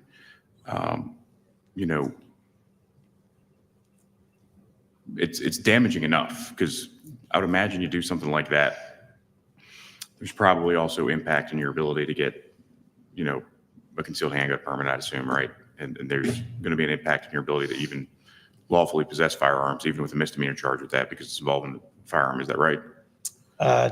For a concealed handgun permit, there's certain stipulations in the code section that put time parameters on convictions of misdemeanors over, don't quote me, I'd have to look, I think a 5-year period for certain misdemeanors. So if somebody is given the misdemeanor charge, they're already lawfully not going to be able to possess a firearm. Depending on what that misdemeanor is potentially, and the window between the time it occurred and when they apply for that. So, and I just don't, I just don't think it's, I don't think it's right to make felons out of these people. And all day long, if you're trying to hurt somebody and you miss, thank God you missed, let's throw the book at them, right? If you're trying to hurt somebody, maximum penalty, maximum punishment. I'm all for it. Somebody makes a boneheaded, stupid decision that's going to, I think we've all seen the video of the federal agent in the classroom shooting himself in the leg, right? That guy's career was probably over. Did they make him a felon out of that? They did not that I know of. So I just think that we can be heavy-handed, or we can, be heavy-handed against violent criminals. And I'd rather be heavy-handed against violent criminals. That's just my take on it. I won't be supporting. Councilman Taylor? I hear all this. I live in a neighborhood where people use guns. They shoot in the air, they shoot in the street just to intimidate people.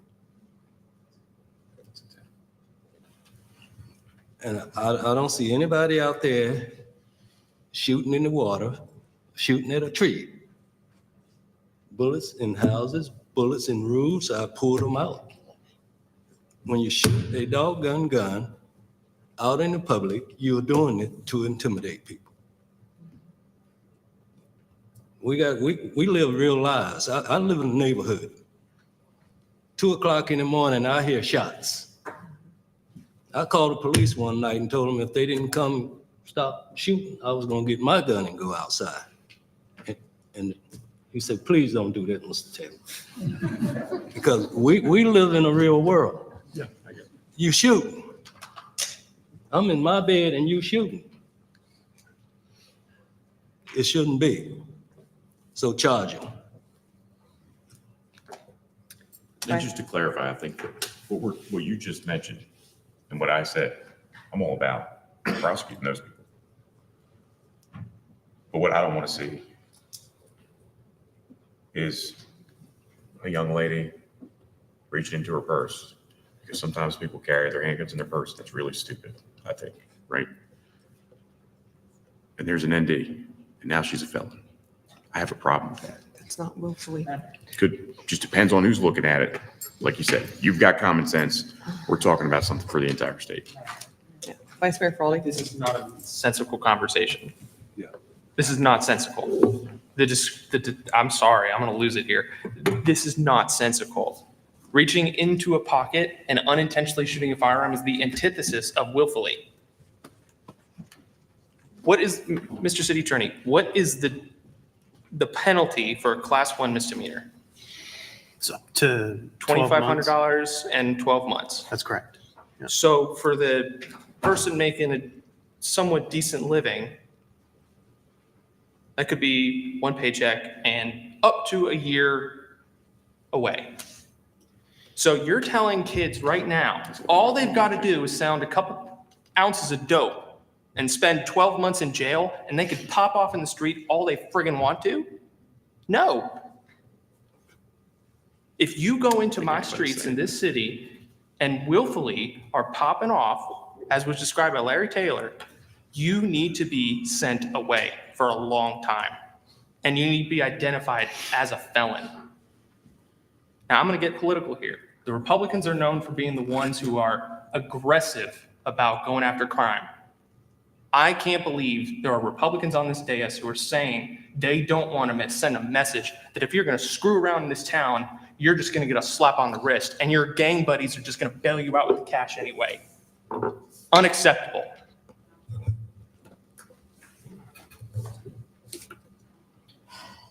I need to respond to that since it was, with that, again, I think was stated very clearly for criminals, for those that are intending to do harm. I just watch what's happened now across the country where people are thrown in jail. They've been in there for 2 years because they attended a rally, or 4 years, or however long it's been. I watched how weaponization of government happens. I don't like to see that. If it's a crime, actually absolutely punish those people. As I read this, as the city attorney read earlier today, to me, it sounded like there was no intent. I think the chief of police added a little bit more teeth to it by pulling up subparagraph E, I believe you mentioned, which makes it a little different, but it's still, the things are not, what you're going through is recognizing those intended consequences are easy to figure out. Oh, man, they did that, do that. The unintended consequences are the difficult thing. That requires more than just popping off at the mouth. That requires more than just yelling at people. It requires thinking through some unintended consequences. That is all that is happening. As I read this and as the city attorney read that code section a little bit earlier today, to me, it sounded like somebody could be either accidentally or willfully, and now they're a felon if they shot into the ground. Because again, as I referred to earlier back at the celebration, with that being the case, it isn't a matter of throwing out false accusations. I'm been and absolutely for locking up the criminals. I want our police officers to be actually going after the criminals. Do I want them to go after parking tickets when they can go after a criminal? Do I want them, our court system, prosecuting somebody if there was unintentional, if it was an accidental discharge, which is willful, as Councilmember Mischin stated? With that being the case, it sounds like there's enough people to keep that in. And let's vote on this and be done. I am voting against it still for the reasons I stated earlier. I think that it's been heard that we need to be consistent, and we've seen enough tragedy in this city by people who have been irresponsible with the guns. And an example has to be set that if you have a gun, you need to practice, obviously, firearm safety. And anybody that's willfully discharging a weapon, if it's not to protect your own life or the life of your family, should be held responsible for that. A message needs to be sent because we've seen devastation in the city, children killed, parents killed, because people, just like Councilman Taylor said, tried to make a statement, whether it was to take a life or not. Lives have been taken, lives have been threatened. We just had 5 people shot over the weekend here. Thank God no lives were taken, but it's unacceptable. So with that, let's vote, please.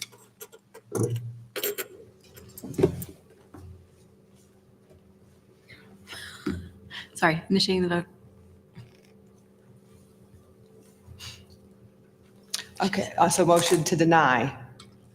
What? It's the motion to deny removing it. Okay, so to deny it would be yes, okay? Oh, I'm sorry. I thought you said to go ahead and start the vote. Vice Mayor Feraldi made the vote and To keep it Councilmember in. Chuck No. to deny the He made removal. the motion to deny. To deny the removal. To deny the removal. Yeah. Mhm. That's what I understood. Let's keep it in. Yes. Yes. So if you voted yes, it was to deny removal. Colleagues, I'm voting yes. Yes. So if you vote yes, you supported the motion to deny removal. The motion passes 5-2. Okay, thank you. All right, Chief, you're saying up because next one is the ABC license thing. So do you want to speak to that first before we do the motion, or should I do the motion first? What do you want me to do? This is for the, so the motion would be, because of the complaints earlier from council, would have been to remove the authorizing of the emergency suspension of the ABC licenses by the Virginia ABC Authority.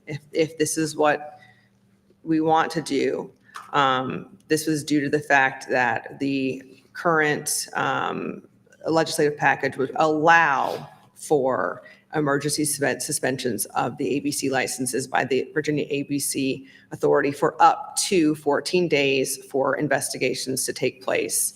If there were, what was the specific on there? Can you pull it up real quick? An act of violence took place involving, an act of violence involving a firearm took place in the establishment. There could be an emergency suspension of the ABC license by the Virginia ABC Authority for up to 14 days. So this would be a motion to remove that authorization. So is there a motion to remove that proposal based on what was said earlier? Or are we leaving it intact now? Madam Mayor, Yes. I'd make a motion that it stay in. So the motion is to stay, to keep it intact. Second. Okay. Motion is to keep it in. Okay, Vice Mayor, do you want to speak to that? No, thank you. Okay, Dr. Wilder. So do we need the chief to make an explanation or to explain anything while you're up? Councilman Hugginson? After I maybe ask him a question. if I Okay. But as I said earlier this afternoon, normally what we do, is punish the criminal. Maybe there was the establishment was actually helping, aiding and abetting.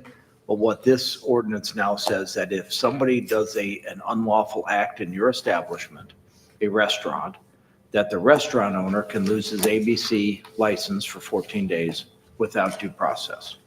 That hurts the restaurant owner's ability to make a profit. That hurts the bartender's ability. That hurts the cook, the chef, the guy doing the dishes. It hurts people because that business will be virtually shut down for 14 days. And with that being the case, I think what you should have is protect individuals that didn't do a crime, go after the folks that did the crime. This says that because you own the business, because you had the ABC license, if somebody commits a crime in your restaurant, you're going to lose your ability to operate for 14 days. That I don't agree with. I recognize where the problem came from, and I'm in very much agreement to finding a solution. Sometimes when you have a solution that is a fly buzzing around, maybe you kind of tap that fly. You don't pull out a shotgun and kill that fly. This, I think, is a little too broad brush, because what you could do is that the restaurant that just happened a couple days ago that Councilmember Taylor mentioned, where 5 people were shot in a restaurant. This could apply to say, well, guess what? You're revoking your ABC license for 14 days.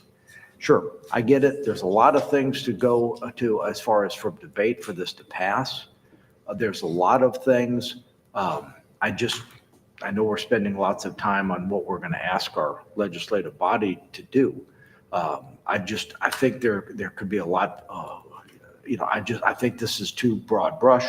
You're punishing the guy who didn't do the crime. That's the opposite of normal jurisprudence in America.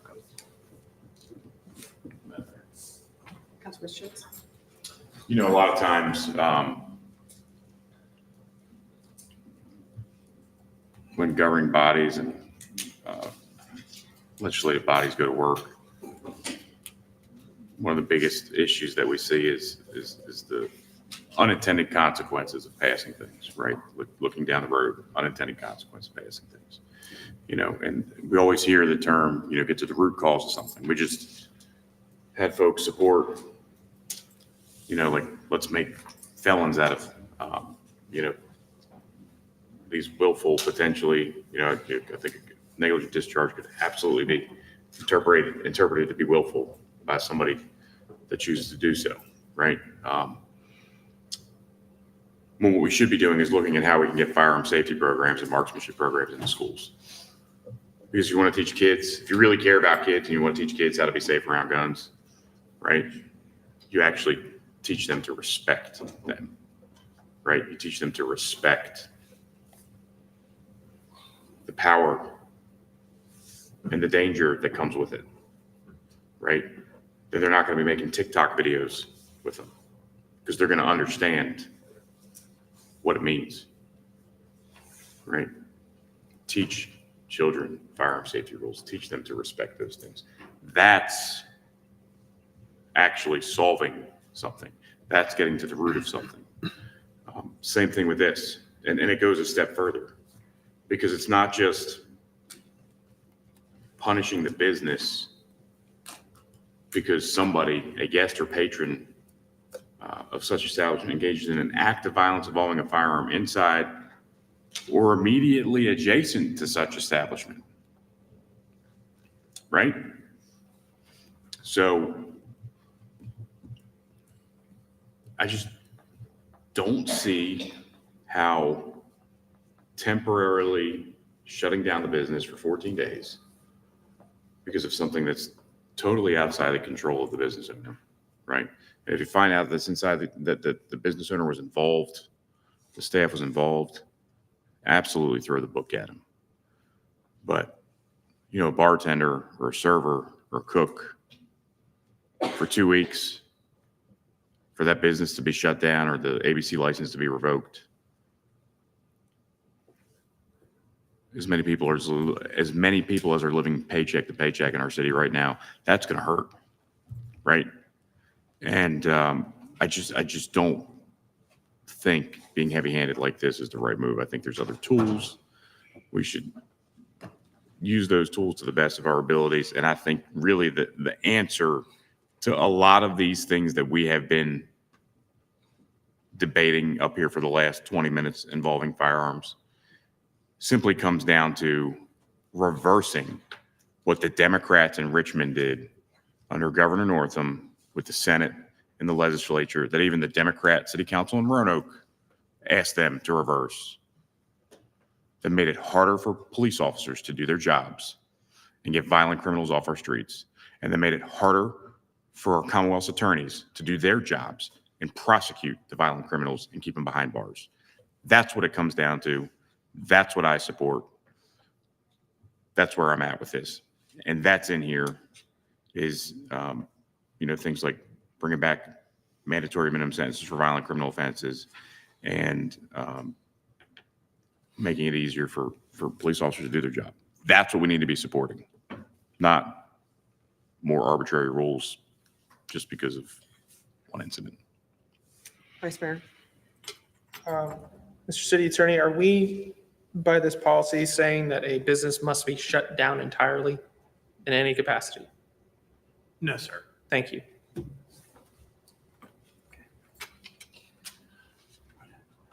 Chief, did you want to speak to anything, or you're just here to answer questions if we have them for you? Happy to answer questions if you have any. Okay. So that's a great, thank you for the clarification, Vice Mayor. So it's only to suspend the ABC license for up to 14 days, up to, not necessarily for an entirety, but up to 14 days. And it says, within such time, the Virginia ABC Authorities Law Enforcement Bureau would investigate the incident, request an emergency hearing within the Virginia ABC Authority to determine whether such temporary suspension should be vacated, so ended, or extended until a more formal hearing pertaining to the establishment's license to serve alcoholic beverages may be held. So the establishment could still, if it serves more than alcohol, could still continue to serve food or whatever else it does, but just the alcoholic beverage sales would be suspended for up to 14 days. So the motion on the floor is to keep this in our legislative package. It has been seconded. If there's not any additional discussion, let's go ahead and vote, please. To keep it in. So you're voting yes to keep it in, or no to not keep it in. 1 minute, please. Okay, initiating that vote now.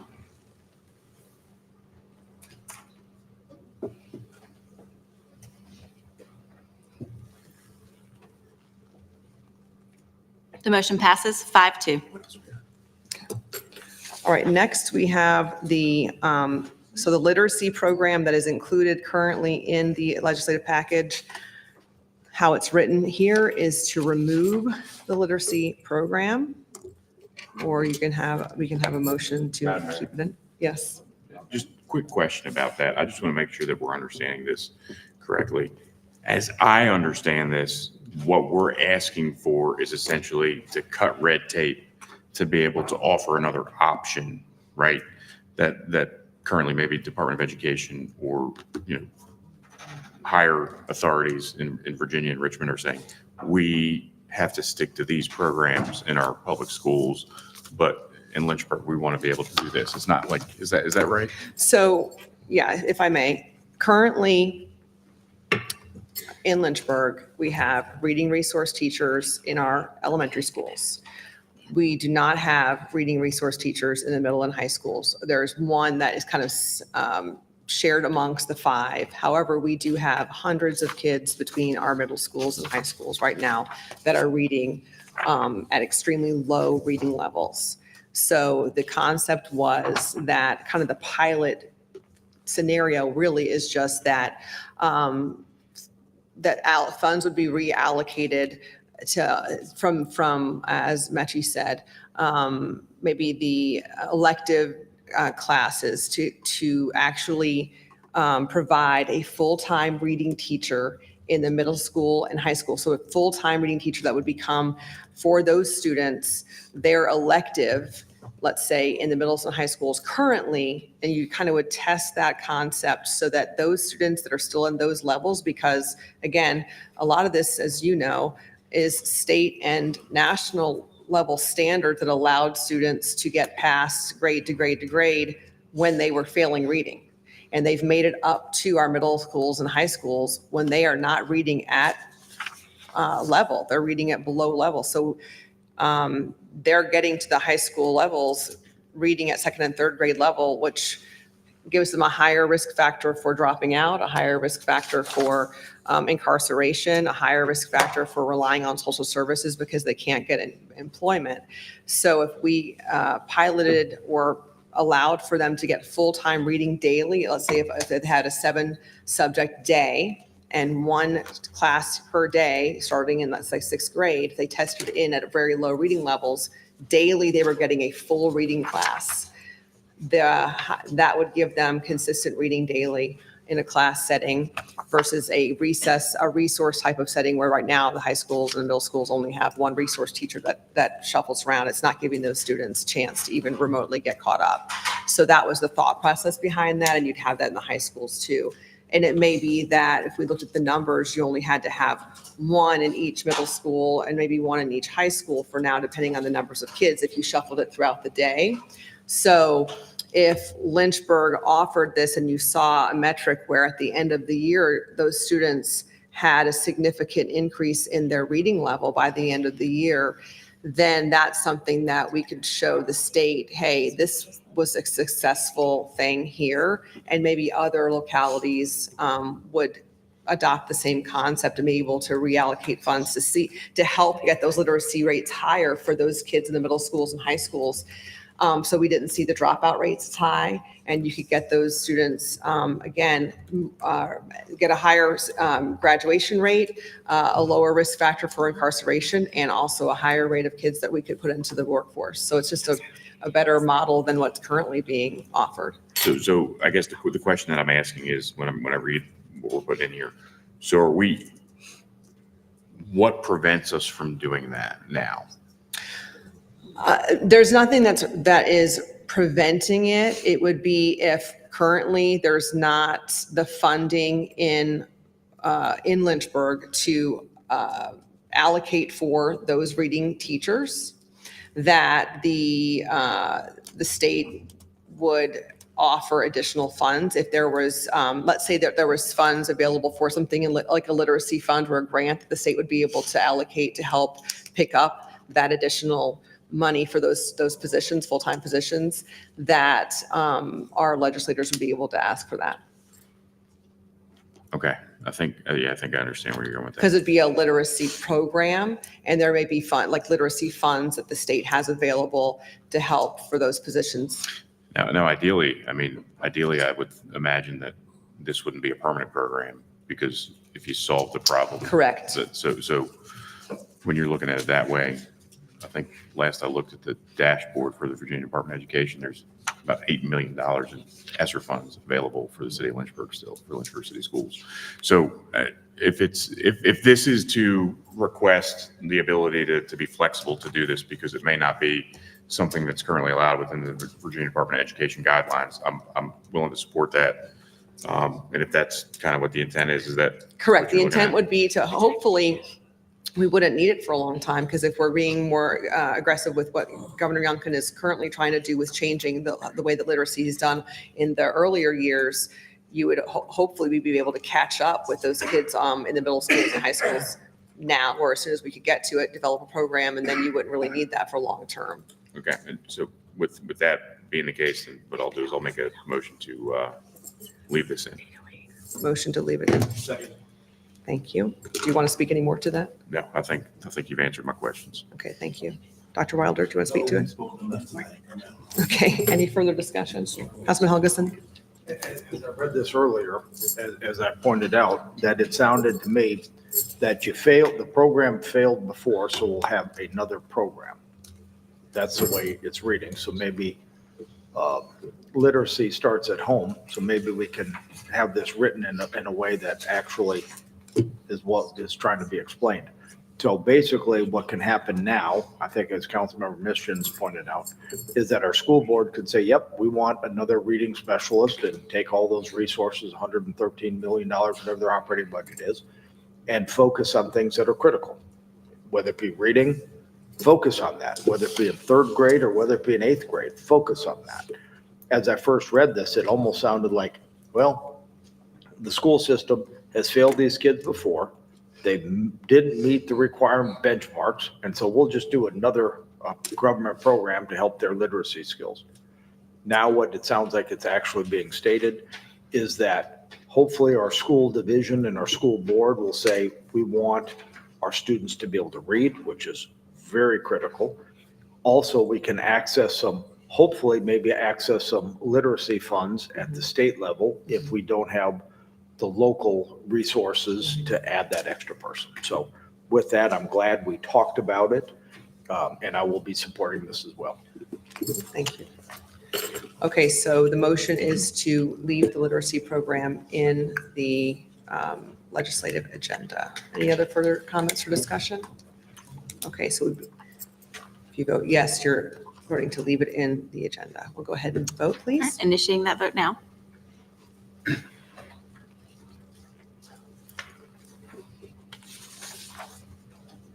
The motion passes 7-0. Okay. Next, we have the addition of the party affiliation identifier. Motion to approve and put it in. Okay, do I have a second? Okay, Councilman Mischins, No further.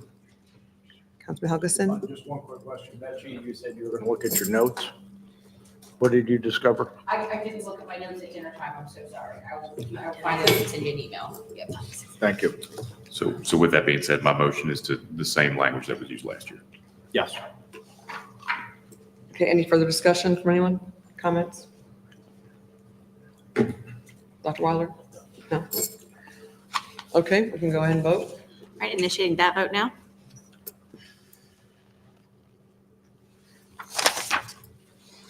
So it wasn't in, and you voted yes to put it in. Correct. Mhm. Motion passes 5-2. Okay, and that, with that, our last vote would be to vote for the legislative agenda, the 2025 legislative agenda. Madam Mayor? Yes. I'm going to go ahead and make a motion to approve because I think everybody got an opportunity to vote their conscience on these items. And now the document that we're going to have is going to be reflective of kind of making the sausage, so to speak, and this is what we ended up with. And I'm going to make a motion to approve the legislative agenda. Okay, do I have a second? Okay, Councilman Taylor, do you have anything to say? No. Okay, any further discussion? No? Okay, we'll go ahead and vote. Initiating that vote now. So even if I disapprove of some of this, I gotta go through this package as a whole again? Yes. Compromise. My swan song. Did it not work?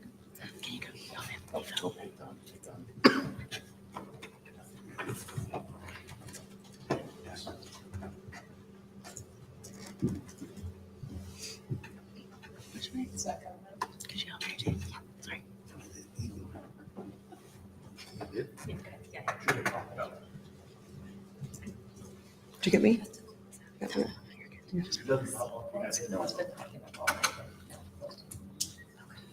You break it, you buy it.